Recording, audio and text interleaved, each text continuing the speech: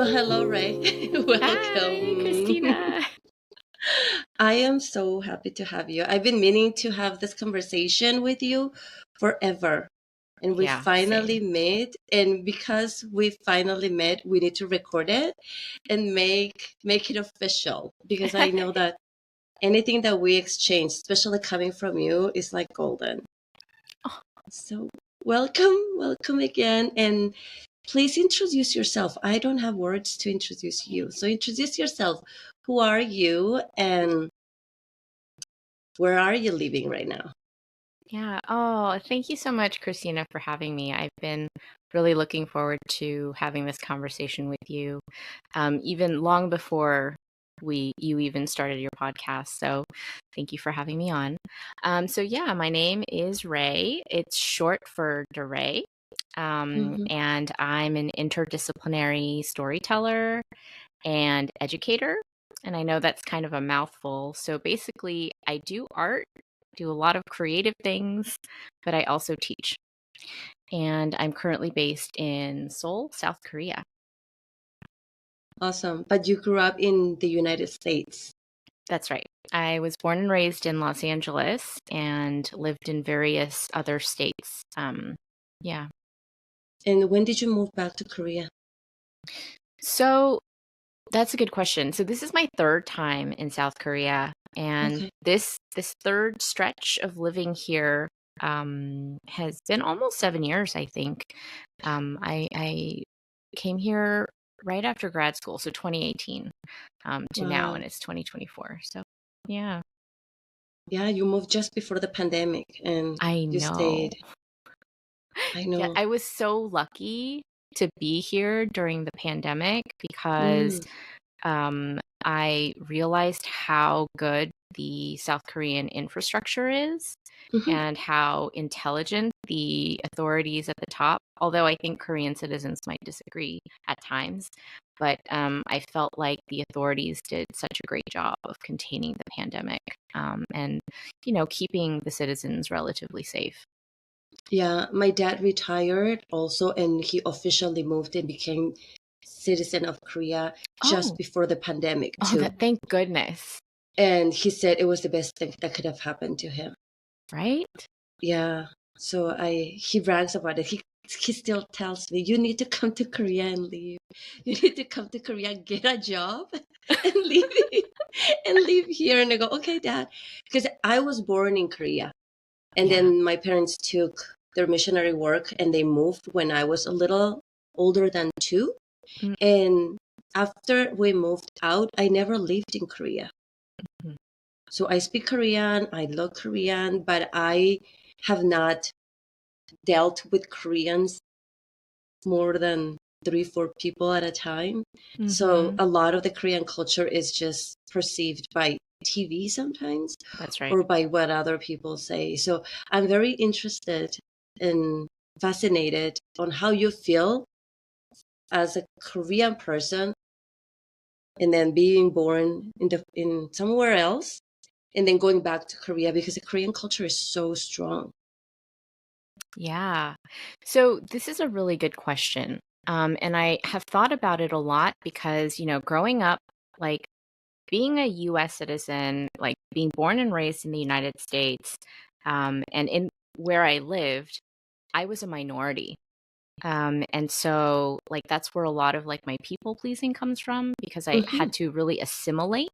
Hmm. And I was very ashamed of being Korean because I didn't have the double eyelid. I didn't look, I didn't have the white skin. I was like pretty chunky.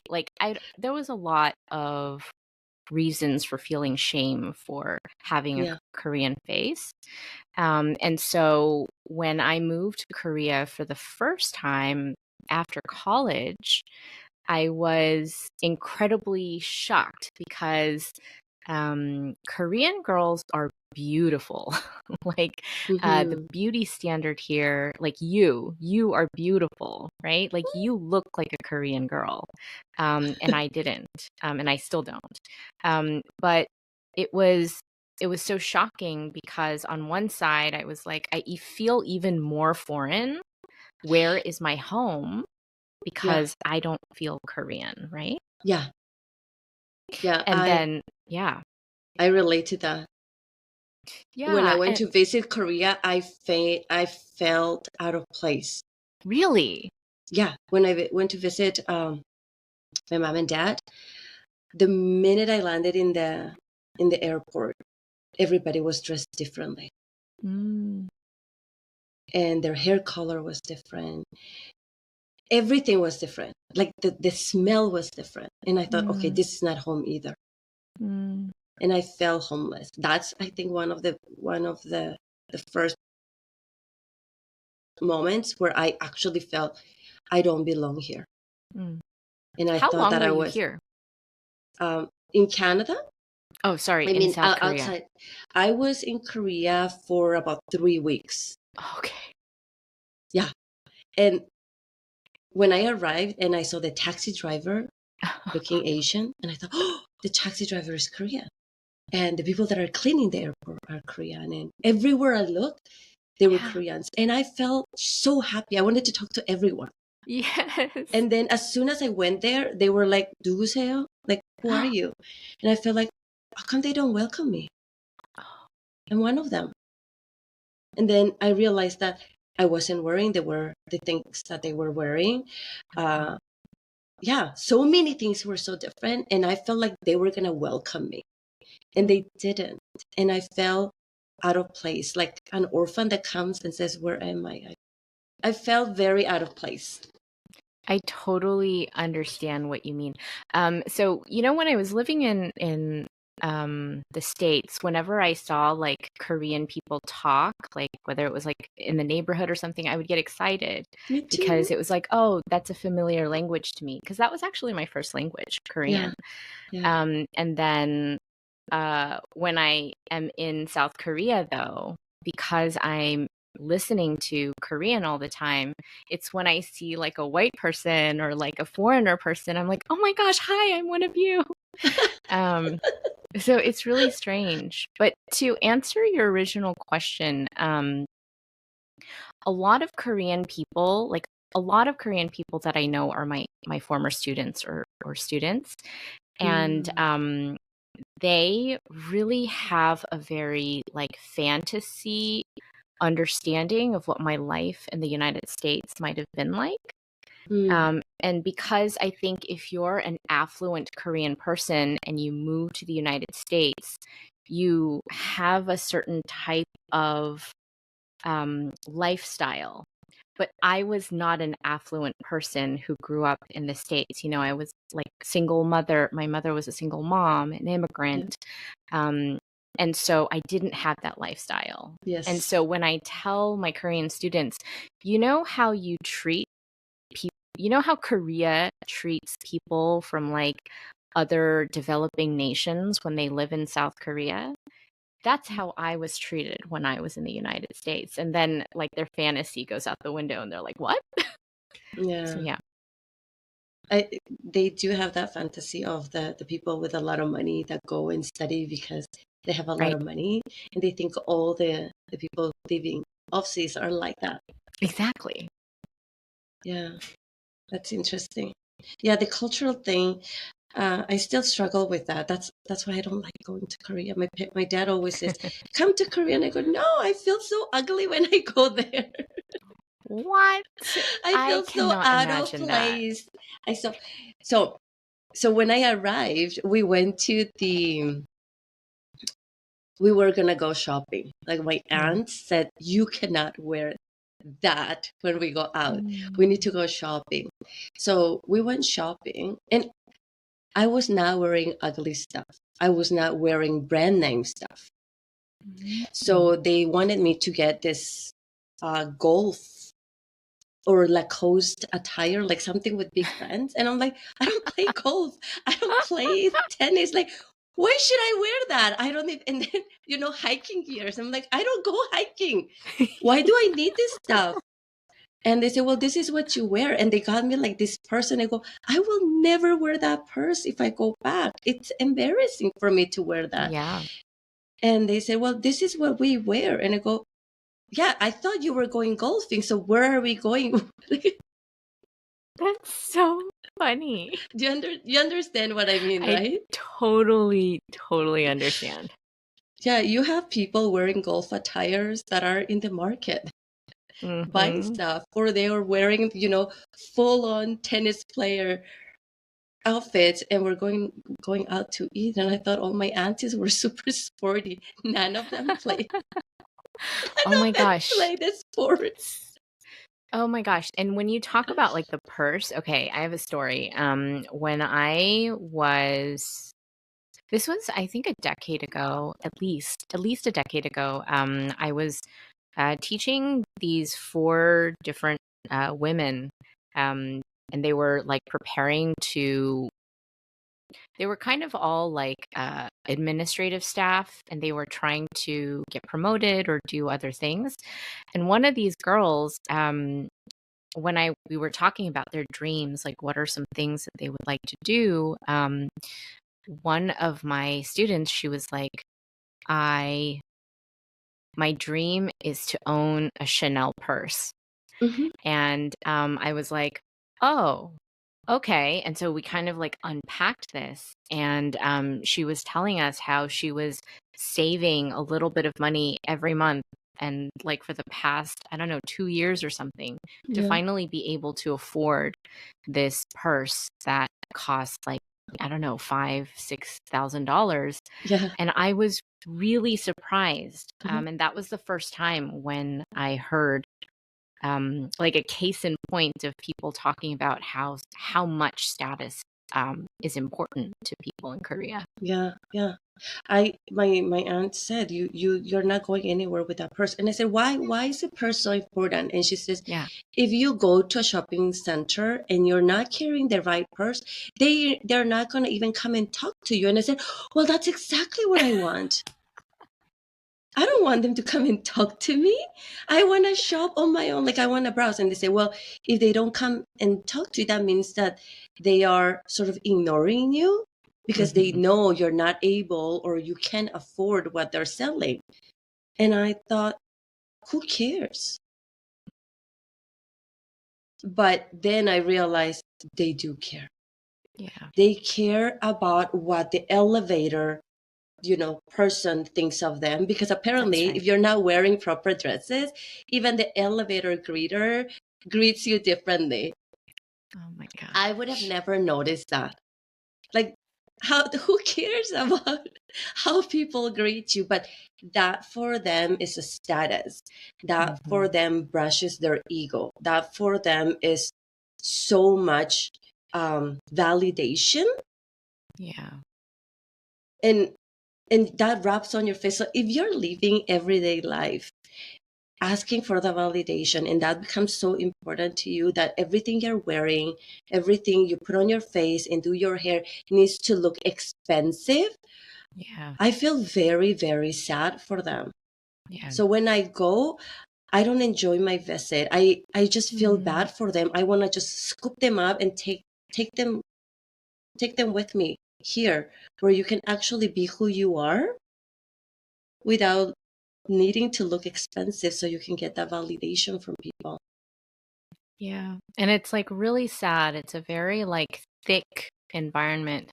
And so, I don't know if this is like revealing too much, but um yeah, like I don't really make an effort to look expensive. Like I make almost zero effort. Like I go out without my eyebrows done. I go out with like no makeup, and my hair's I literally I cut my hair. I cut my own hair with like fabric scissors. Like I and like I don't iron my clothes. I just wear them right out of the dryer.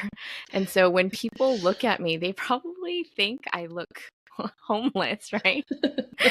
Or like I have no respect for myself. But Yeah. the one thing that I do to sort of take my power back, and I know this sounds really rude, but I just start speaking English.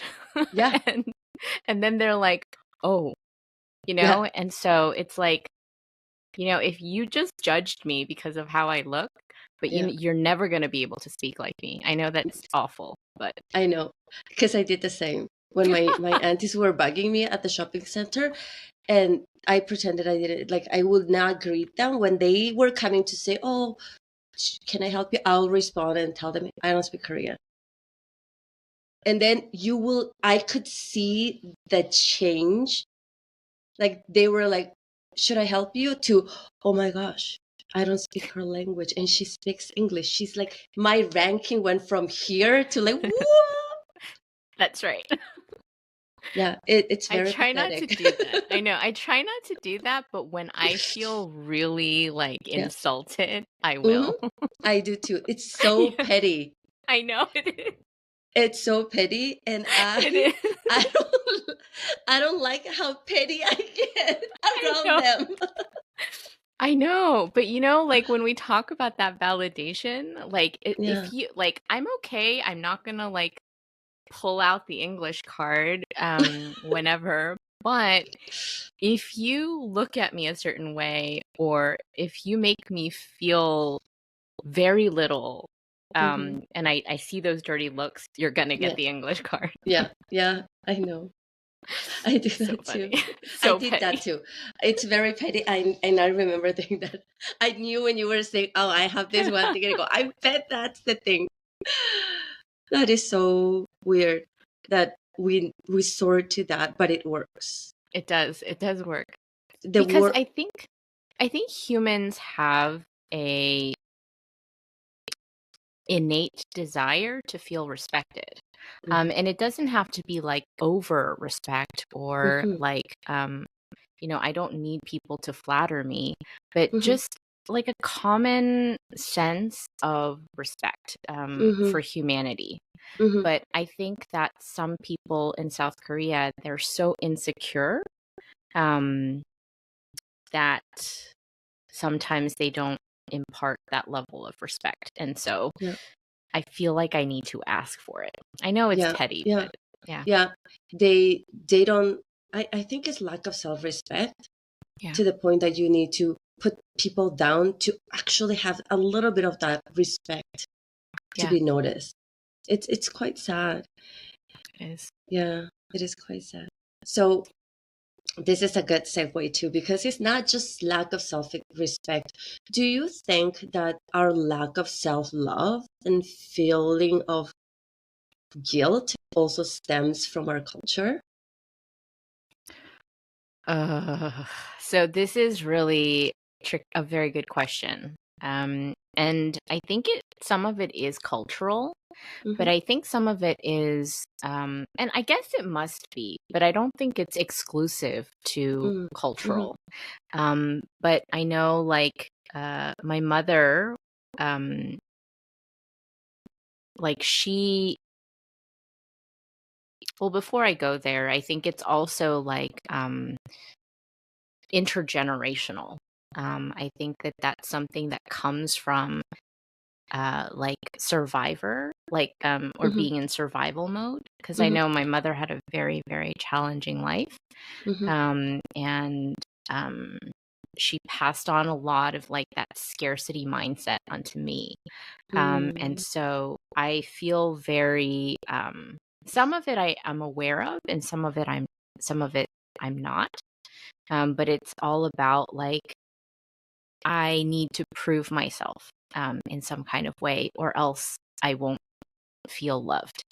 And I think to answer your question more directly, it's like I feel like my family was very critical of me because I had learning disabilities when I was younger, um, like undiagnosed neurodivergence, like Mm-hmm. lots of weaknesses, I guess, what you would call weaknesses when I was younger, um, and which I still carry with me today. But now I know that they're not only weaknesses; they're also my strengths. But Yes.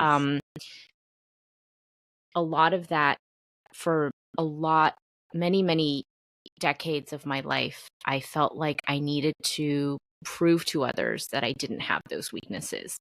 Mm-hmm. And so I think it is cultural in that some of it comes from intergenerational trauma experienced by, I don't know, like in our blood, at least, like the Hun that Mm-hmm. is carried through, right, in our Mm-hmm. blood, but also through maybe more specific challenges of our parents.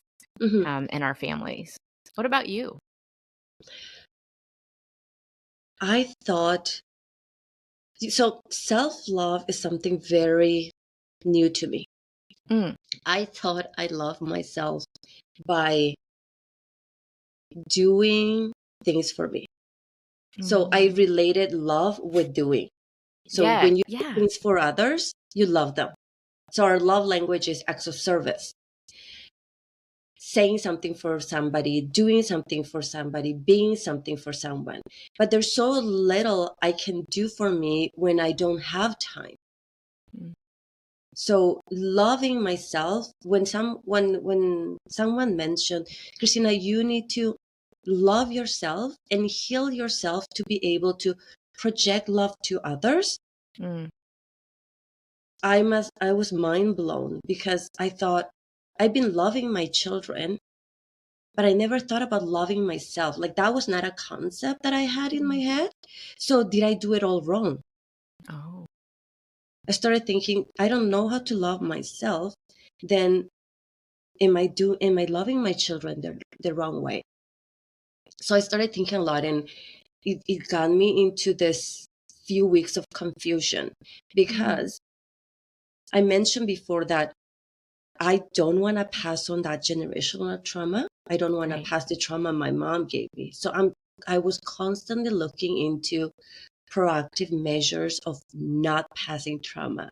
So I would Mm, ask my kids, hey, this incident, did it traumatize you? Like I will ask them and they say, well, mom, maybe, but we don't know, but it was hard. And I go, okay, so do you want to go to therapy? Like, should we talk about it? Should we like make sure that oh. it doesn't become a trauma for you? And they said, mom, it's okay. It happens. Oh. And I will continuously say, so how much of that incident, like how much impact did it have? Like, is it making you like not sleep? Are you like super hyper aware? Like, I was bugging my kids to not pass on the trauma. Or I will say, I think this was a little traumatic. I will feel traumatized by this. I think we should all go talk to a therapist. I think Mm, we should all go, go for a walk, talk about it, like proactively trying to not pass on the trauma. And then someone told me, someone from Night Owl Nation actually said, Christina, there's nothing you can proactively do to not pass on trauma because that will be trauma itself. Like what you're doing to your kids, constantly asking, that's traumatizing too. mm, But what you can do is heal yourself. So mhm, when something triggers you, you don't see it as trauma. So you don't have to worry about your kids being traumatized because you heal from that. You're just going to see it as a regular everyday incident. And yeah. that blew my mind because I started realizing, okay, I need to heal. Then everything I was so worried about, everything that it triggers me, there's so much of that, right? How do I heal from that? And I find love to myself, to forgive myself. And that just unraveled like a Pandora box. Mm. And then I realized, wow, I actually don't know how to love and forgive myself.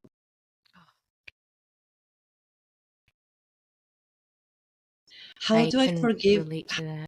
Yeah, how do you forgive yourself when everything you've been doing was just on survival mode? Right. Exactly. That's acknowledging that you did everything wrong to survive. Then you have to question, like, why did I do that? Did my mom put me in that situation? Did my dad put me in that situation? Did society? Did my ex-husband? Did my friends? Why was I in constant survival mode? And how do you do that without blaming them a little bit? Mhm. Then you need to forgive them first to be able to forgive yourself. Then it's going to unravel all the things that they did. And I did not want to go there. I couldn't go there because there's so much guilt in blaming my mom, Ah, blaming my upbringing, blaming my religion.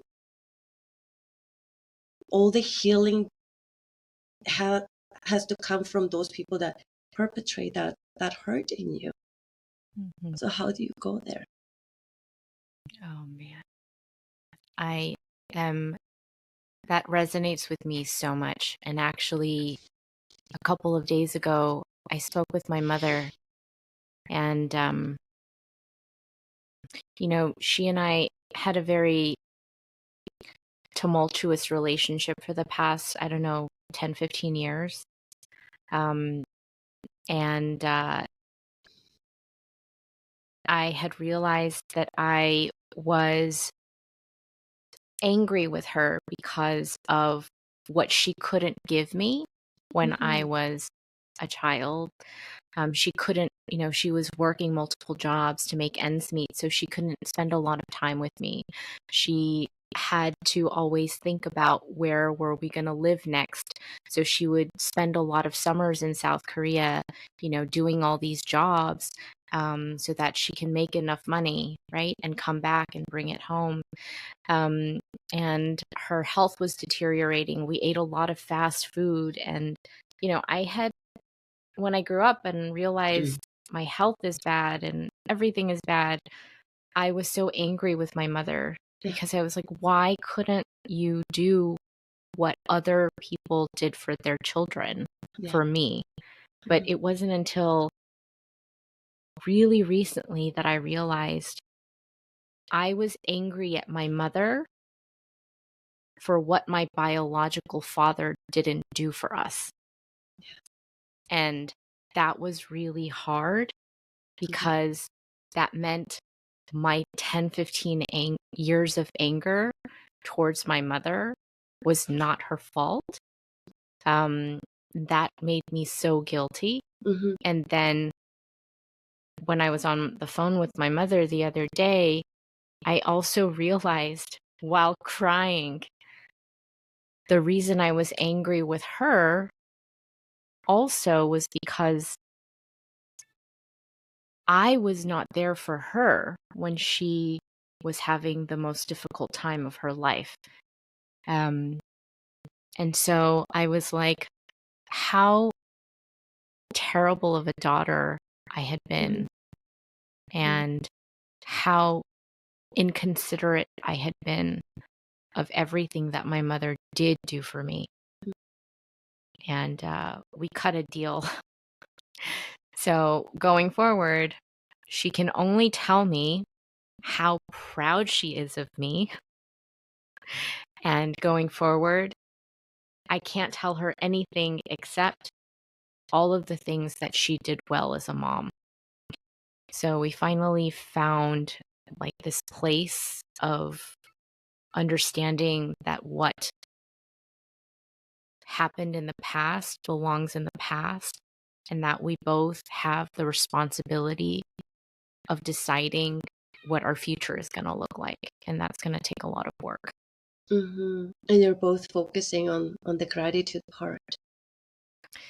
Yeah. And so that's why I'm wondering for you, when you talk about self love and when you talk about, um, culture, and you talk about, being, having that anger and resentment towards people from the past, how do you bring forgiveness to yourself, and how does it relate to gratitude for you?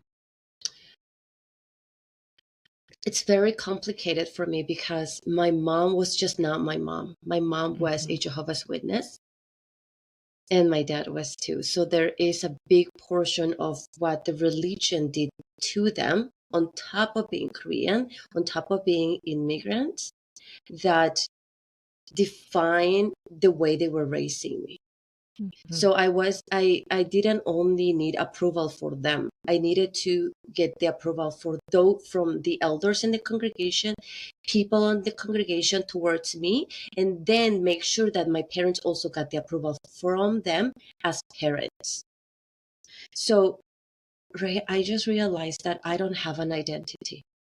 So I left the Jehovah's Witnesses religion 3 years ago. And I'm parenting Millie without my religion. Like, I celebrated her first birthday. I celebrated my children's first birthday that year, where my Millie was born and did her first birthday. We celebrated my first Mother's Day. I just recently celebrated my first birthday. So I'm becoming this new person with my children. So my children are Mm. experiencing a different childhood that what they had in the past through Millie. But being a mom without having my mom and my Mm. religion on top is new. Mm. And I am very confused because there are a lot of concepts that I had in my mind so ingrained that became a part of me that now I'm learning that are not true. Like what?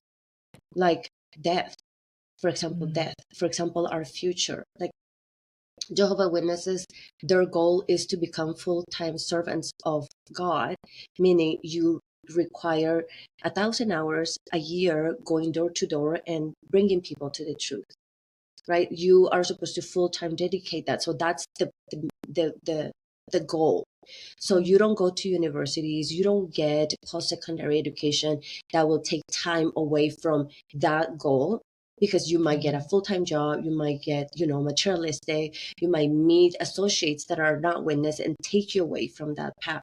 Mm. So for me to even tell my daughter, you're going to go to post-secondary school, let's talk about your university. That type Mm. of conversation I never had with my parents. Because for us, Armageddon, the end of this system of things, was imminent, was coming. No one prepared me for my post-secondary education, my retirement. I never thought of the world where my parents were going to die, that my kid was going to grow. So the future itself is very in preparing for a future about like 5 years from now on, 10 years from now on. It's a concept that I'm still learning to process in my head, Mm. because we only prepare for like maximum 2 years, because the Bible says that the end of the system of things is coming. It's going to come like a thief. We're temporary residents here. So the future it's a new concept. Preparing for retirement, it's a new concept. When my mom died, and I still haven't processed that yet. I feel like she just went to sleep. That's what Jehovah's Witnesses believe. They go to sleep, and when God says it's time to wake up, you rise. I never thought my parents will ever die. I never thought I will eventually die and leave my kids without a mother.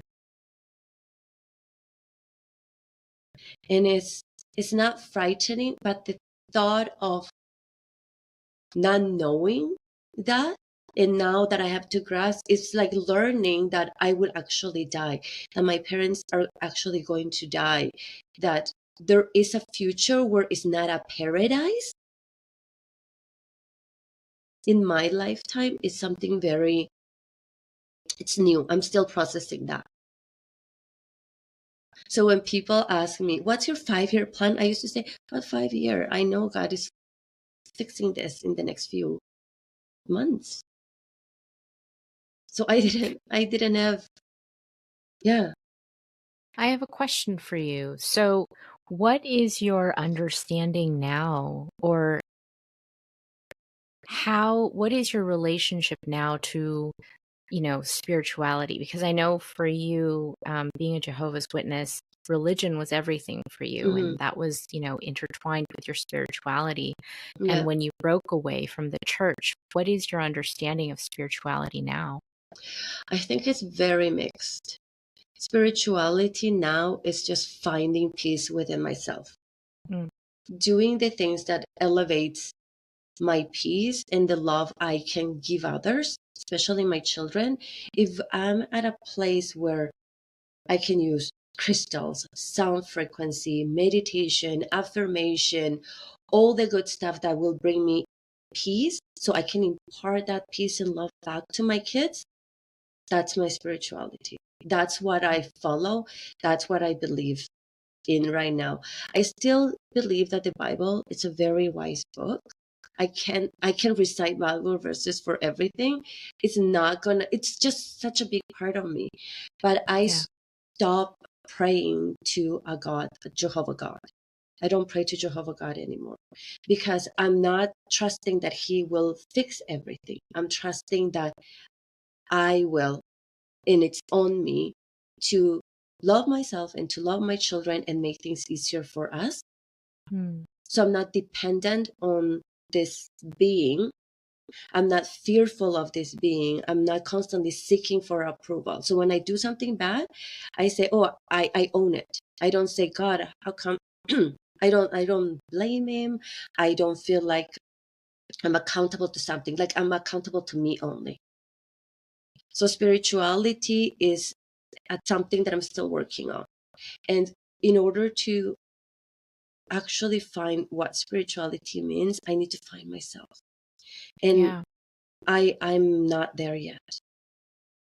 And then also, I'm curious about the community piece because when you left Jehovah's Witness and you left your religion, you left behind a lot of what brought you community. Mm-hmm. And I'm wondering, how does community play a part in your rebuilding of yourself and your identity? I think I'm choosing my community now. I'm choosing the people I want to be with. I'm choosing the type of conversations I want to have, and I'm having boundaries. Yeah. And I don't believe in unconditional love anymore because the God that said that love me unconditionally, were conditional, 100%. So Right. the love that they showed me, that they said that was unconditional, was 100% conditional. So now I need to That's flip right. the coin and say, who are the people that are showing unconditional love to me? And I'm choosing them. Like in Night Owl Nations, I have few friends. I have you. You don't know me personally, but the support I get from you, it's Mm, undescribable. And that is unconditional because we don't have a contract. that's right.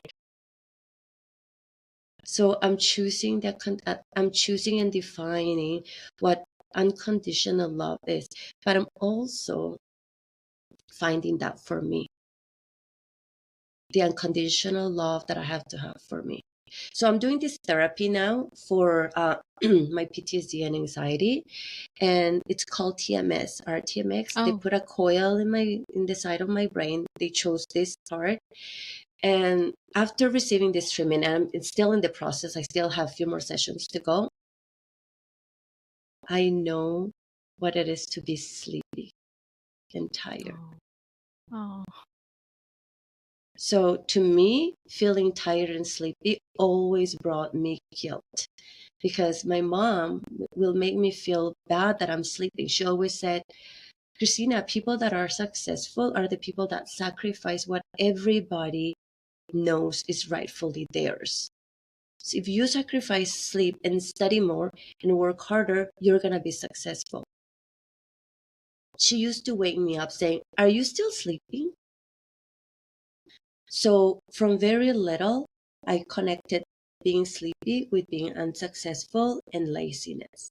So whenever I was sleepy, I will do something to wake up and do, to the point that my body forgot to process what being tired is and what sleep is. And with the treatment that I'm receiving, oh my gosh, I am so sleepy. I'm just like, my eyes closed. And that was a new feeling. Do you know a new feeling that you never experienced, that you're like, oh my God, is this what people actually feel sleepy? And I started feeling guilty for, keeping people up. Like I used to tell my friends, like, why are you sleepy? How can you be sleepy? This is so entertaining. We should still do it, right? Now I know how when people feel sleepy, they just need to sleep because I didn't know. yeah, 100%. I mean, it's both sad, but it's also very like hilarious. I apologize for laughing, but I completely agree. And I recently read something about, so I know you probably know this, but like we have our nervous system, right? So there's half of it, that's the parasympathetic nervous system, and then the other part, which is the sympathetic nervous Yeah. system. And the sympathetic nervous system is what's responsible for that fight or Fight flight and flight. reflex, Yeah. right? And our parasympathetic nervous system is what, accounts for the rest and digest. Exactly. And literally, you are not resting or digesting No, if you're fighting or fighting. exactly. So And that's so what I when you say that, realized. yeah, Yeah, that's exactly it. I've been in fawn and freeze mode same. I was for years. And now that you say rest and digest, so the other thing that I also learned through this therapy is that I'm hungry. Oh, Like I am hungry. I wake up and I go, I could eat something. Ray, I've been operating with one meal a day for years. And I would only eat a dinner because I want to sit down with my kids and dinner is a sacred time for us. And that's the only reason I ate dinner because I was never hungry. And then I have stomach issues, all the health issues that yes. that brings, right? Yeah. But now I feel hungry. And I can think of food like, when people say, oh, I feel like something, I didn't have that. But now I'm like, I could totally eat like soup. I feel like I want to eat something hot. And I can imagine like that part of my brain is activated now that I'm hungry and I am sleepy, meaning the parasympathetic nervous system is activating. So the therapy is working. That's incredible. Yeah. That's And really then, incredible. yeah. So it's my freeze and fawn stage hopefully is coming to an end where I can sit back and just maybe watch TV. Like one of my therapy is sitting down and watching a show for 30 minutes without doing anything with my hands. Like just sit and watch Yeah. because I couldn't do that. So this is what is very interesting to me because, we kind of started this part of our conversation with your question about self-love. Yeah. And when there are stages of self-love. And I know like several months ago we had this conversation of like, the Danish concept of like hygge, right? Like just, you know, like eating something on like a plate that brings you joy or like Mm-hmm. little tiny things like that.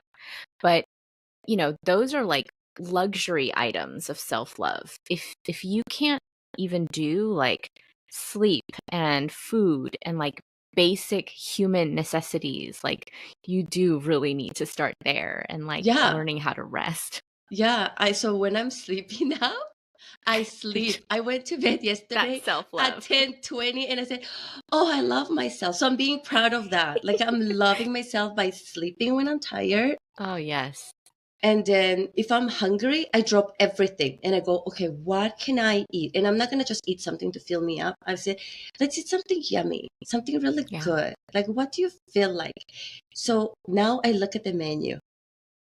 When I go to a restaurant, I never looked at menus. I will just know what I want and I didn't want to even like bother. Now I look at Mm. the menu, I like look at the ingredients. I ask the server, oh, so this is it this way, that way? Is it really good? Like I will ask. That's self-love for me. Like I went to buy a perfume that I chose for myself. And I wear it. And I go, oh, I chose myself. I chose this because people give you perfume and you just wear it. Now I chose that. I also am not this is funny. I brush my teeth super fast that I Mm. always like jab my gums because I'm rushing to brush my teeth. Now I have a timer, 2 minutes. I'll brush my teeth, like look at myself in the mirror, continue brushing my teeth.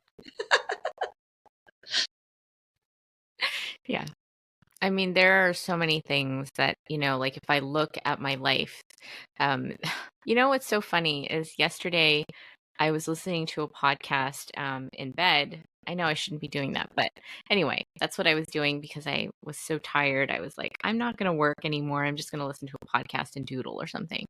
And I was doing that, and then my husband came in to like wash up, and I was telling him about the podcast, and uh, I was like, it goes by so fast and it's so quick. And he's like, yeah, because you have it on like 2 times the speed. And I was like, yeah, but I listen to everything on 2 times the speed. Yeah. And he's like, yeah, I can't do that. And I was thinking, why do I do that? And I was like, oh, because I don't have enough time in the day to make for all the things that I want to do, because I'm doing Hmm. all these things for other people.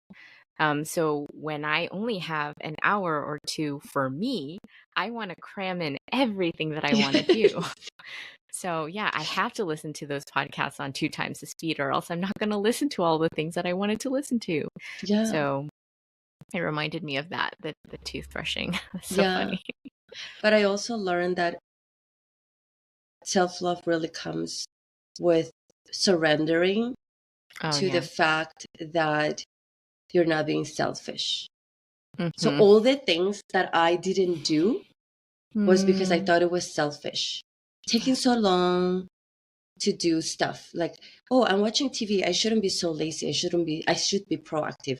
Wanting to be Mm, proactive, connected to being selfish, connected to not wanting to be lazy. Like there's this big circle, and that surrendering that it's okay. It's okay if I'm selfish. It's okay to be selfish. It's okay to do but something it's for not me. It's selfish. not selfish. Like, who will think that taking a nap is selfish? Yeah. Or Or who would, brushing your teeth for 2 minutes. they actually tell you to brush for that long. Yes. And I used to 30 think, who has seconds on time for each that? quadrant. Yeah, who has time for that? But now I can Exactly. do things without feeling guilty. And How long did it take for you to stop feeling guilty? I still feel guilty. I just Oh no. verbally say, I don't feel guilty. And I program myself.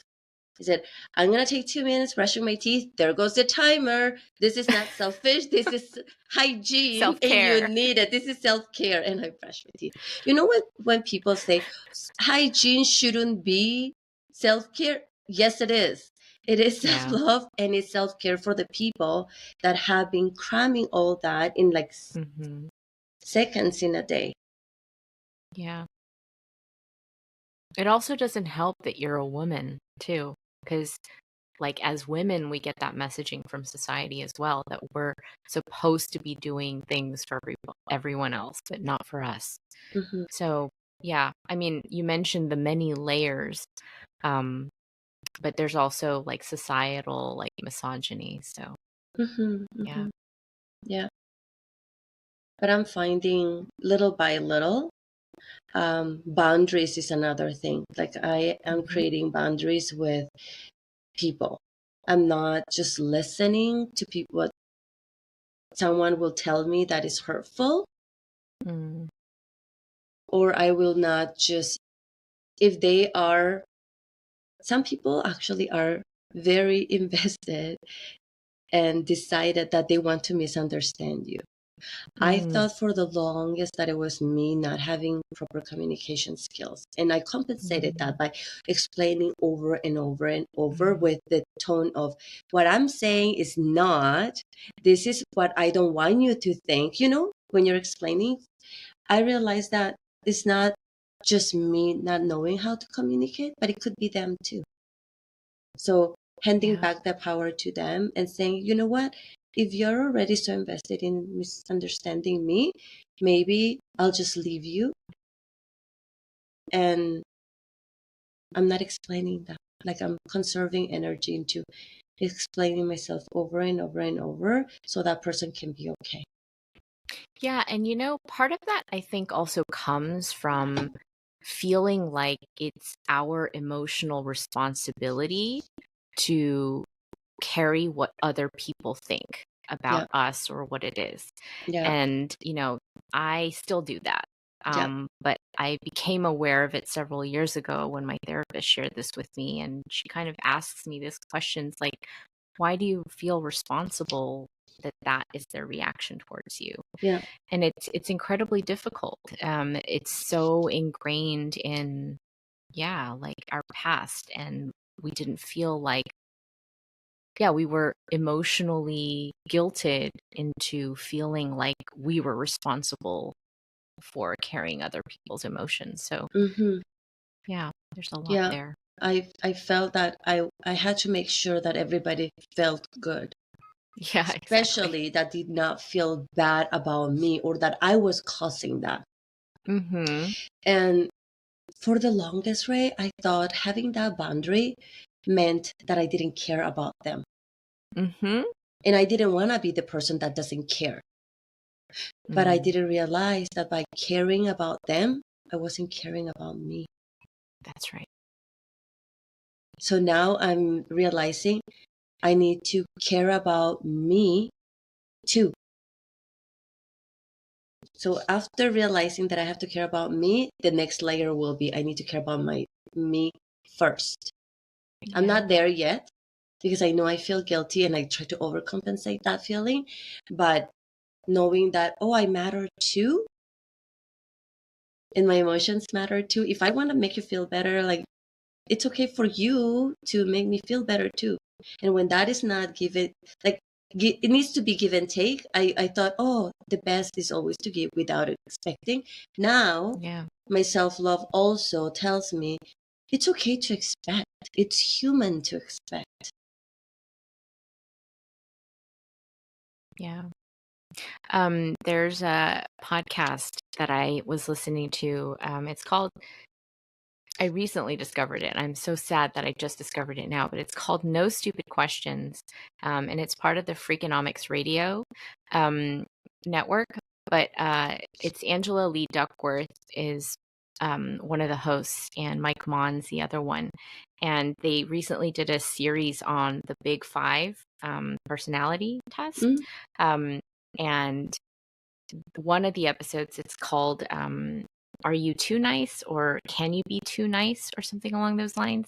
And so they're measuring the agreeableness, right, of people.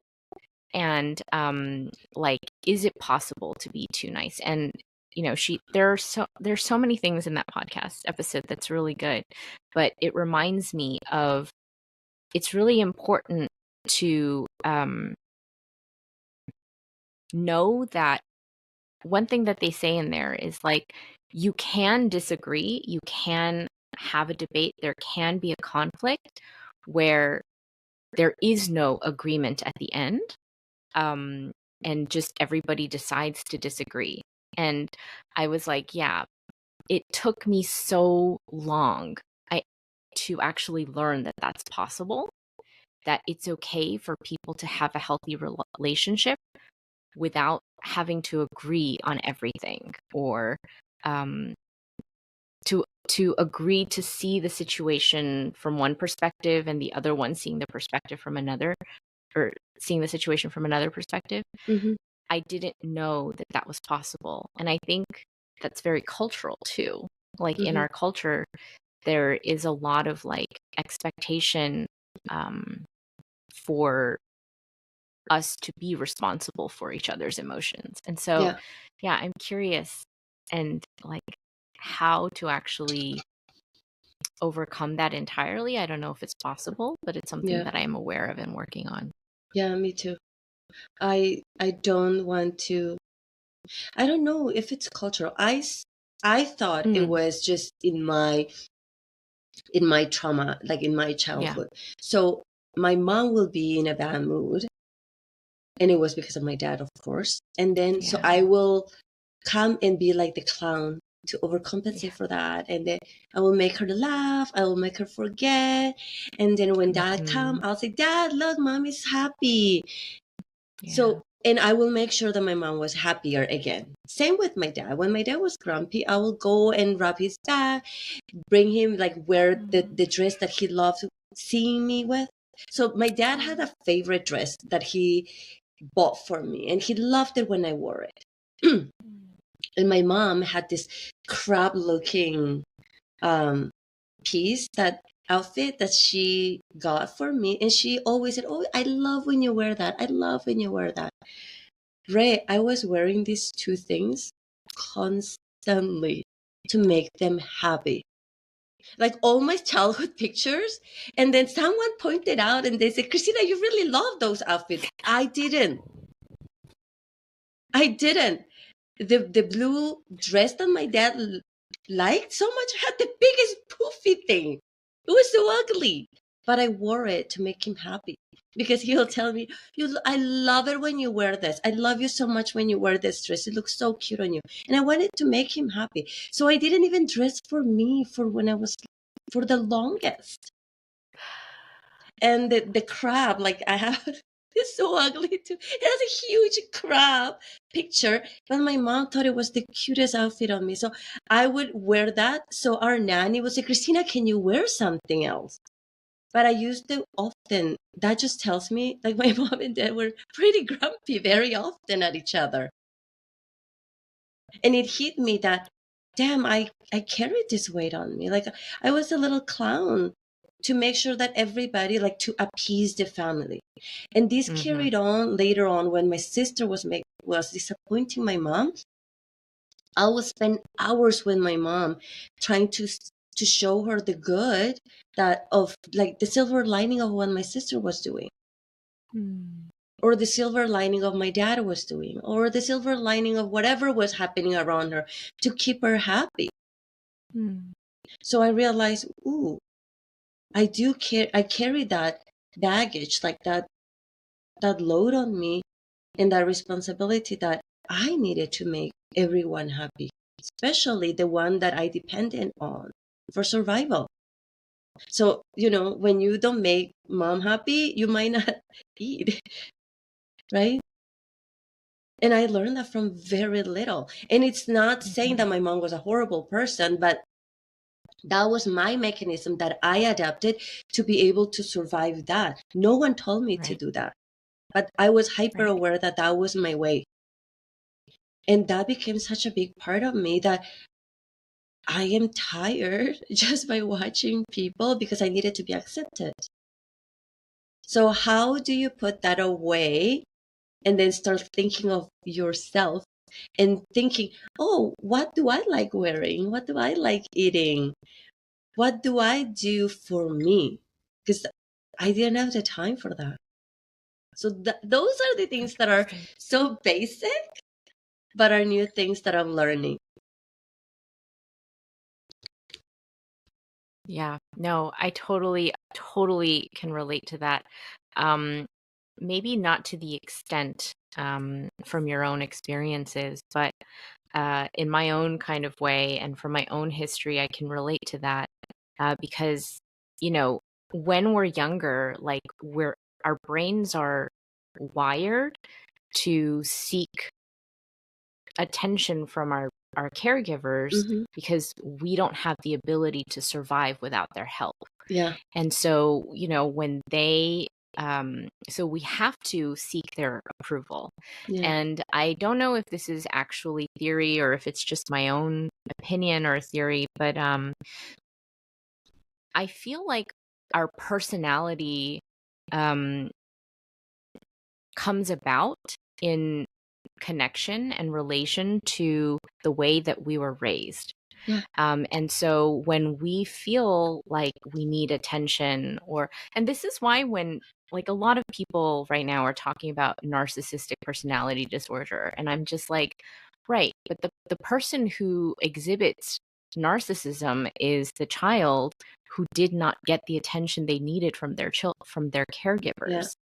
And that's why they spend their entire life craving attention and needing attention and being addicted to attention because they didn't get it, right? And so in many ways, like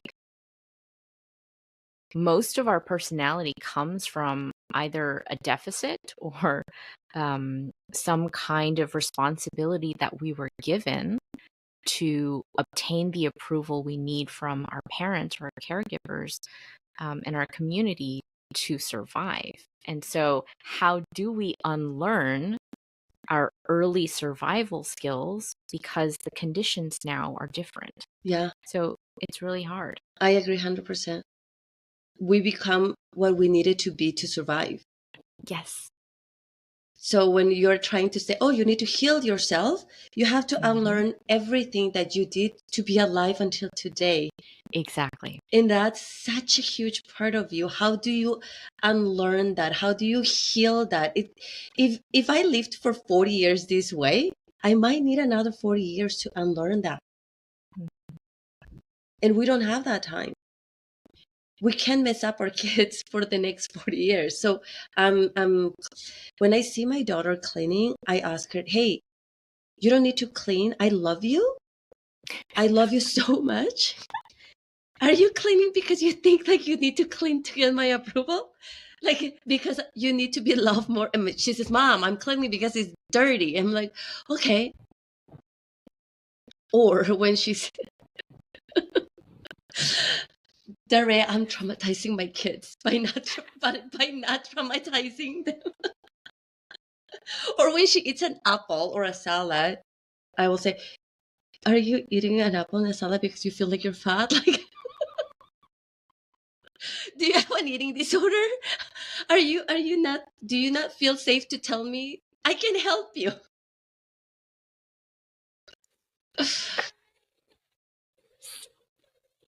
And she says, Mom, I just felt like I needed an apple. And I go, because I had an eating disorder, because I told you earlier, my parents made me feel like I was the flattest pancake ever. So when she eats a salad, I have that trigger. I'm like, is she having an eating disorder? Or does she actually have it and she's just lying about it because she doesn't feel safe? Like, am I giving her an unsafe environment where she can be herself? I'm trying to be so careful. At the same time, I'm so blunt, saying, please tell me if you have an eating disorder. Please tell me if you're being traumatized. Please tell me if I'm a bad mom. It's my constant thing of, should we go to therapy? Am I doing something without knowing and it's hurting you? You know, Dr. Gabor Mate talks about trauma, and he talks about like how trauma is not what happened to you, it's what happened inside of you when that thing happened. And so when you talk about these things that you tell your children, it makes me really laugh because I have those same impulses in my mind as well when I'm parenting my daughter. And I think what I'm doing a little bit better than you is I'm not saying it. I'm not saying out those things to her. Well, also she can't really understand When it she's because little, just wait until yes. she understands. So now I'm like, okay, what do I have to do to not do what Christina does? But at the same time, I wonder if your children also know deeply that you are making this effort uh, to make sure that they're loved unconditionally and not because of what they do or what they don't do. So you probably are doing some things right. I tell them, Yeah, I believe in yeah. you. I trust you. It doesn't matter what you do. I love you unconditionally. I do tell them. I write a big long ass text apologizing and reinforcing. Oh my gosh. But so when somebody told me you just need to heal yourself, I felt like a huge weight was lifted. Yeah. I don't have to do extra to overcompensate, but I just need to work on me. So I think that is when I realized that everything starts with self-love. 100%. I cannot agree more. So yes, everything started with understanding what self-love is. And I am still in that process. Mm-hmm. I am learning how to accept myself, Mm. how to forgive myself without blaming other people, and how to love that part of me that was not healthy or blaming others or overcompensating because I didn't know any better. And my parents or people in the church, they don't know. They thought they were doing their best. So accepting that also gives me grace on when I'm dealing with my kids. I'm doing my best with what I have. And they might need therapy. That's why we're saving money so they can go get therapy in the future. A good insurance plan helps. Yes. But it starts with finding love to yourself, to Yeah. oneself. And to heal yourself first. Yeah. Absolutely. Yeah. How are you doing this? Let's hear your process. Well, I have been talking about this with several of my friends about how self-care and self-love and self-forgiveness really starts with the basics, right? Mm-hmm. Of getting enough sleep, getting enough water, um, knowing that you can take a walk, knowing that, you can eat healthy foods. Um, you know, these are all really essential basics. And I didn't learn that I was neurodivergent until I became a mom. And Oh. so I'm also realizing that there's a lot of like nervous system dysregulation that I was living in survival mode for Mm-hmm. so long. And so right now, I don't have a lot of expectations for myself, but the big thing is getting enough sleep. Um, and so, yeah, I'm just starting there, getting enough sleep. And I can tell you, my personality is night and day when I get more sleep. Today at therapy, I had a breakthrough. She Oh, asked me, "How you feeling?" And I said, "I went to bed." She asked me first, like, when did I go to bed and when I woke up. I said, "I went to bed at 10 and I woke up today at 7." And she says, "And how do you feel?" I said, "I feel good." And I realize now that I have been a bad person all these years because I was lacking of sleep. I didn't know how yep, good I could feel just by having a normal amount of sleep. And then, that's right. shoot, the guilt comes and said, "Wow, I've been a horrible mom. I could have been a Mm, better daughter. I could have been a better partner had I slept." And then, my anxiety was taking me there again. My guilt was taking me there. And I said, "No, stop. You still have time now.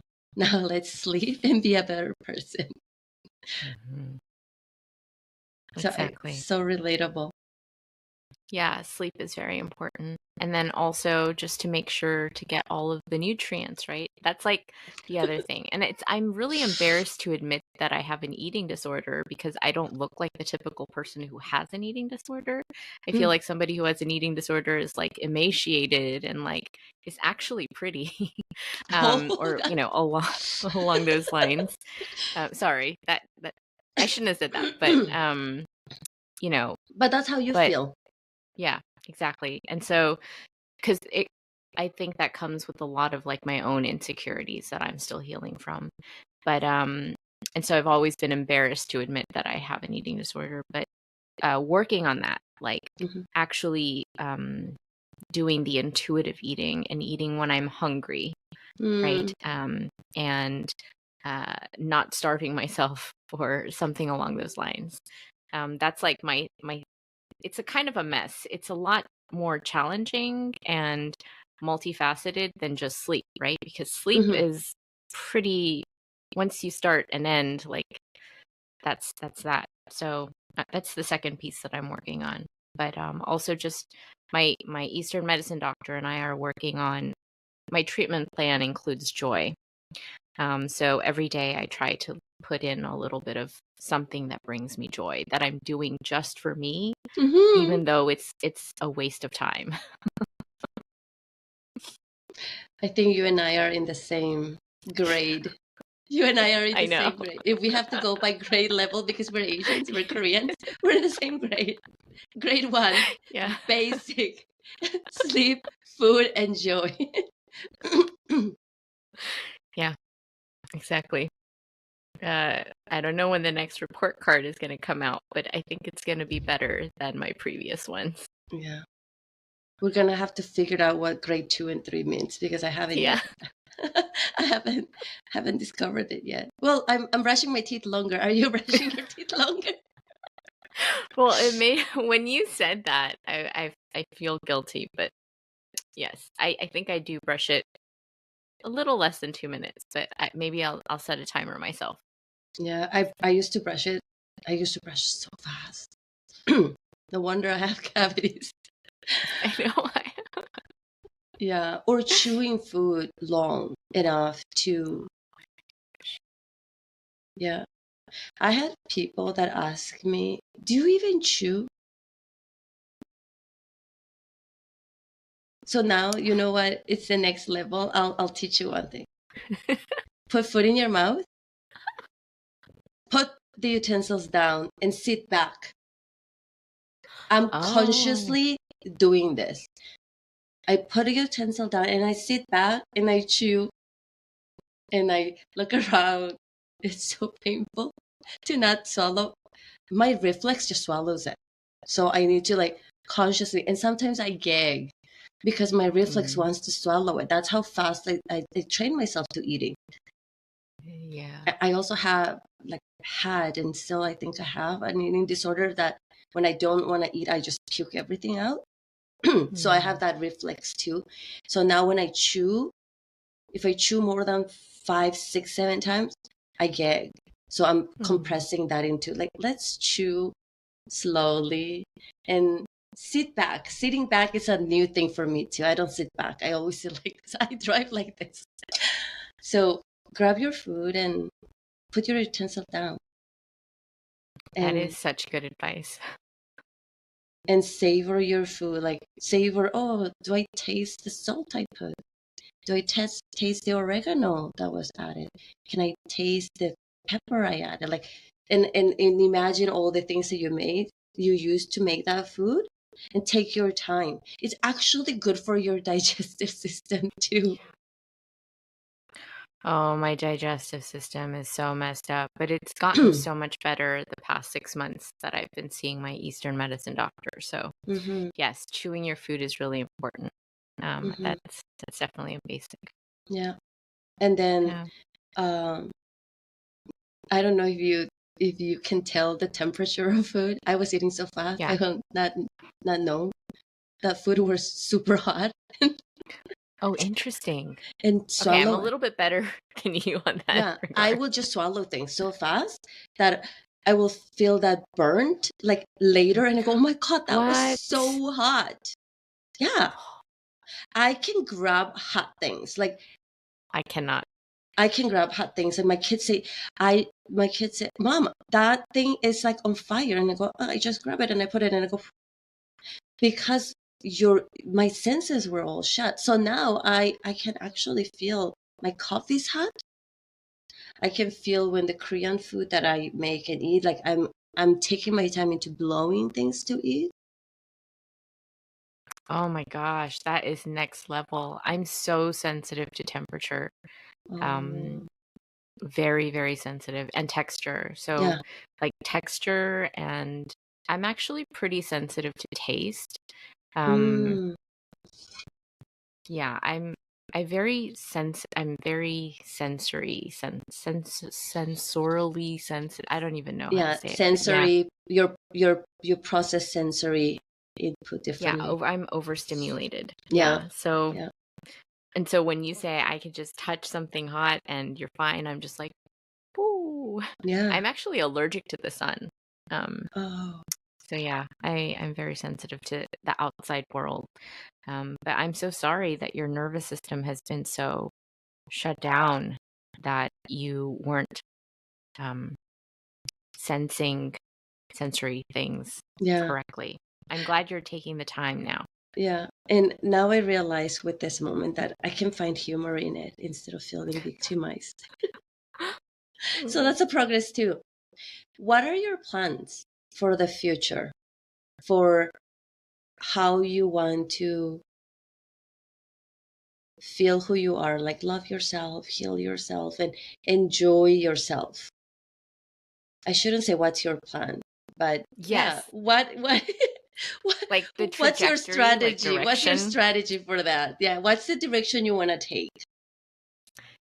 So it's so funny that you caught yourself when you Mm-hmm. asked that question, Yeah. just because I, what immediately came up for me was, oh my gosh, my plan is having no plan, right? Yeah. Um, and so I've been working on this visualization of how I think life works. And I think my biggest criticism of the education system is really that it has an expectation of who they want you to be, and they have an expectation of how they define how you're going to be valuable in Mm-hmm. this in society. And it's like they give you a container and they want you to fill it. But what I want to do for raising my own daughter and being her teacher and all of those things is to treat her more like a plant, where, now she is a seed, or she was a seed, and she has been planted on the earth. And now all I'm going to do is just water, sunlight, nutrients, and see what grows. And so Mm. that's what I want to do going forward, is just follow my joy, follow my curiosity, do what I want to do in the moment and see what happens and see what grows as a result of the garden that I've started to nurture. And my life will just be that garden rather than telling myself I have to be this garden and trying to fill it with all the plants. Yes. So I don't know how it's going to go, but I will keep you posted. Yes, that's very similar to what I want. I just want to witness. I want to be guided by my heart instead of Yes. thinking with my head of what my plan is, what my strategy is. Instead of thinking and be guided by my head, that is something I'm relearning. The Bible says your Mm-hmm. heart is the most treacherous. Do not trust it. Interesting. So I'm going against that and actually learning to feel what my heart is telling me, learning to listen to my intuition. And instead of Mm-hmm. seeing my future with my head, I just want to feel it and just feel what is peaceful and loving and just witness it and just accept things as they come and they flow. I love that you said about your daughter. I wanna go to your school. Oh. I'm in grade 1, so I can go to your I'm school in in kindergarten. I can go to your school in grade 2. So funny. Do you think all that hurt or hun or all these years of living in freeze and survival mode and almost like we are enduring in fawn stage, do you think that this made you and gave you the superpower that you have right now, that is able to recognize that you want that garden for your daughter? I think the short answer is so I am kind of starting a little community, kind of like a community garden. And I'm calling it Art School for Wounded Inner Children. Mm, Um, yeah, and it comes for, and I feel like my audience is like people who suffered shame and embarrassment for who they actually were, and they were told to be something different or grow in service of something else rather than to your own self. yeah. Um, and also a lot of like neurodivergent people who had to mask, right? Yes. Who they actually were, and people who ask really big questions, or people who don't have answers but questions, um, or who don't appreciate speed and accuracy, are more curious and contemplative.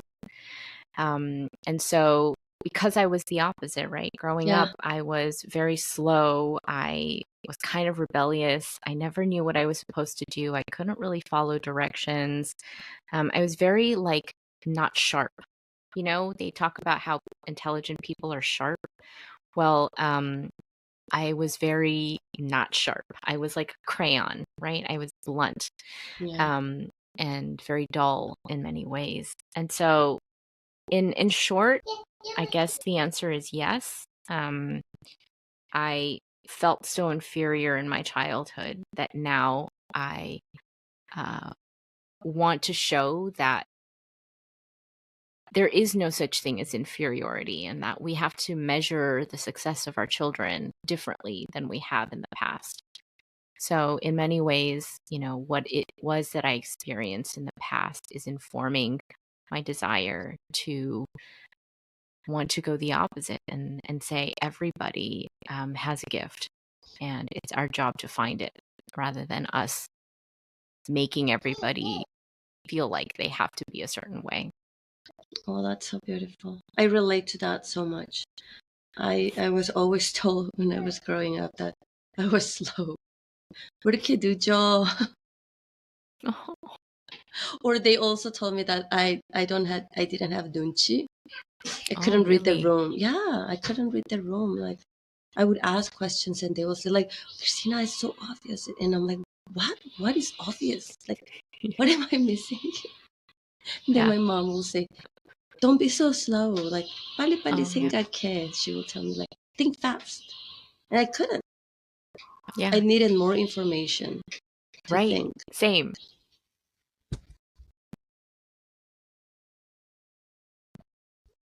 So bizarre.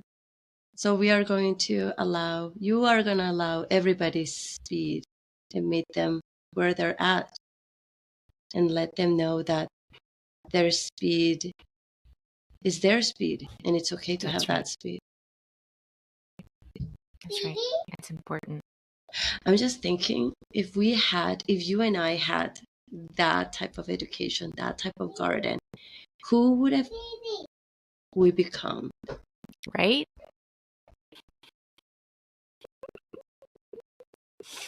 It's something that I think about often. I'm trying not to, you know, sit in the past and imagine like where could I be if I had a teacher like XYZ or if I had a garden like XYZ.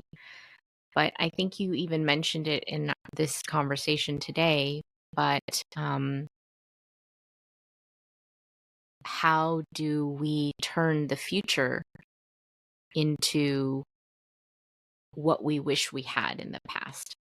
And I think that's really the biggest, I guess, plan or the biggest direction or the biggest question is how do you give yourself what you didn't have? So, yeah, it's a good question. And then just see with curiosity and love because we still have time. Yeah. We caught ourselves at the right time. Yes. Hopefully. So we have Hopefully. we have that possibility and instead of like I love how you said it, instead of dwelling in the past of what would have been the possibility, it's what can we do now to progress, like how to make it better for our kids in that generation. Yeah. And I think you actually said that in the episode. I just I think I'm borrowing from what you said earlier. So yeah, exactly. I love it. I want to go to your school. I always said I want to be you need to be my teacher. Oh my gosh, no, you should be a teacher. I mean, you are a teacher now, in many capacities. You have so much love. And there's so many things people can learn from you. So thank you for doing what you do. Thank you. Okay, so I think our conversation could go on, but I want to respect your time. So we'll cut here. I'm sure we can meet again for another episode. I I don't know, am I going to share this in my podcast? But I would love to be in yours. Thank you for interviewing me in my own podcast. Oh, well, I felt like it was a natural conversation. I Yeah. know. But I do feel like you held that space for me. Oh, And you did it and so you held space for naturally. me, so thank you. Yeah, and you did it so naturally. So thank you.